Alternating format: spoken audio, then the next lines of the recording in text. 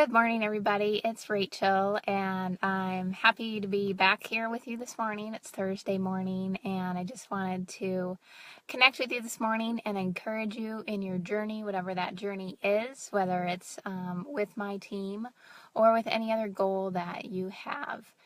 Yesterday was an amazing day here in Wisconsin. It's February, and typically we're having snowstorms, but yesterday it was 70 degrees and we were able to enjoy the beautiful weather that we had. We didn't have to wear coats, we didn't have to bring snow stuff to school, which is awesome. And it was just a good fresh of breath air in a good breath of fresh air. Sometimes I do that. In our winter season, which typically lasts longer than our warmer seasons. So I decided to enjoy the day. But today I wanted to come to you and share with you. Oh, hey, if you haven't been to my Facebook wall, definitely go there and check out. I've got a few pics of the time that we spent yesterday enjoying the weather. So go check that out and check out the other posts on my Facebook wall. But today I wanted to message you and just let you know that being successful is more than just a to-do list. So if you saw the title of my video, it says something to the degree of interior design sophomore teaches mechanical engineering at UW-Madison as an undergrad for 2.5 years. Why am I telling you that? Well, that's my story. One of these crazy little things in my life that has to do with being successful. I went to UW-Madison, which hopefully you guys know. We know the Badgers. It's a Big Ten school. And I went there for my college degree. And my freshman year, I went to be a genetic counselor. However, I'm absolutely horrible at math. And because it was a genetics program and not a genetic counseling program, I had to take a lot of math. And I started in calculus as a freshman, never even having calculus in high school or pre-calc in high school. And I'm good in math till about algebra. So I had a tutor that I had to pay for. Actually, I think my parents paid for it. It was really expensive.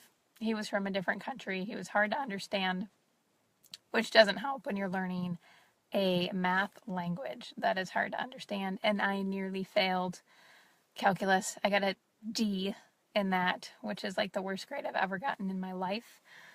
And after that, freshman year, I decided to change my major. So I changed my major to interior design, and I was in my first semester of those courses. And one of the courses we were required to take as interior designers is Mechanical Engineering 101, learning the basics of mechanical engineering and drafting. And I took the class and did well in the class just by listening and doing the homework, and was one of the best students in the class. And I don't say that to brag, but because of that, I was asked by my TA, my teaching assistant. He said, "Hey, we are short a TA next semester, and you did really well in this class, and would you consider teaching it next semester?" And I was like, me?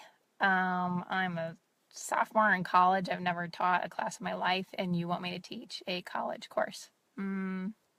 So I thought about it for a little bit, and then I just thought, well, you know what? I'm never going to get a chance like this again. I know the material apparently because I've passed the class, so why not? And with that, I said yes, and the next semester I taught a lot of upcoming people in the interior design program that later on in my junior and senior years of the program, they were also following along in my classes and were like, "Hey, that's my TA. You were my TA." It's kind of weird being that I was just another one of their peers. So I ended up teaching that class for 2.5 years, all the way through the rest of my college career.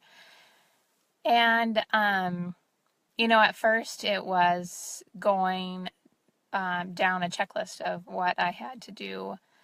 And, I had to teach this and do that and show this example. And we've got to cover this and that. And it was just a checklist of what I needed to do every day, each week, each semester. But by about the third semester, um, it was just second nature to me. I would go to class myself in the morning. I would go change hats and be a teacher um, right after that. And then I change hats and go back to being a student. And it became just part of what I did. I really enjoyed teaching and sharing and watching people growing in their knowledge of the subject and actually getting to like it.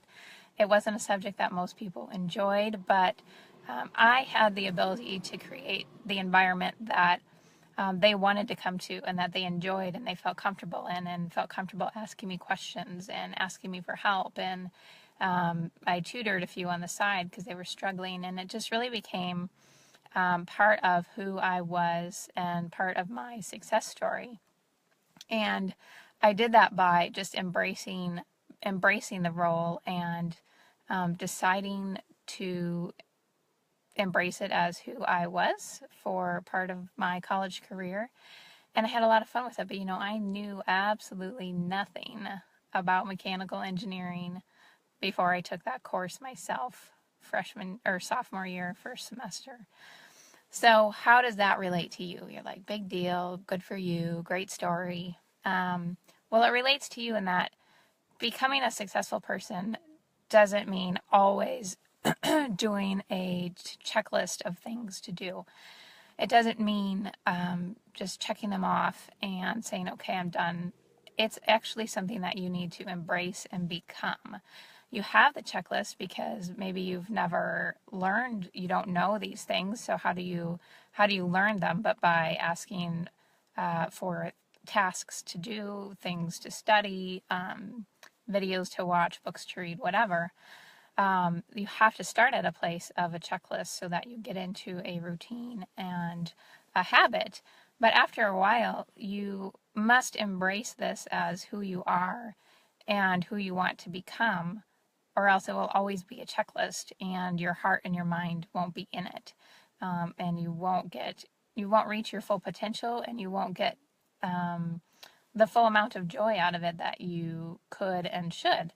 So I just wanted to encourage you guys, whatever journey you're on, whatever goals you're reaching for, if you're on my team or you're thinking about being on my team and you know nothing about what we are doing, you know nothing about what you're going to be doing, whatever else your goal is, start with that to-do list, because you have to start somewhere, and you have to start with guidance. But train yourself to want to do these things so that they become part of your daily routine as who you are. I mean, you don't think about what you have to do to get ready for work in the morning anymore. You don't think about the steps you have to take. You don't think about how you need to prepare yourself. You just do them because you've probably done it for so long. It's just who you are. But now you're trying to create a new who you are, and you need to follow a few steps, and then you get into a routine, and then you do them because that's who you are and you love who you are becoming. So I just wanted to encourage you this morning in that way. Start with the to-do list, but then embrace those things. Set your mind as those things are getting you to who you want to become, and enjoy the journey. Thank you, Angie Long, for sharing this nugget of information with me, which is really helping me to become successful in who I want to be, which is helping people to change their lives using video ad marketing online.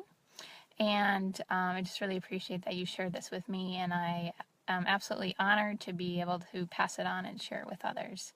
Thanks, y'all, and have a great Thursday.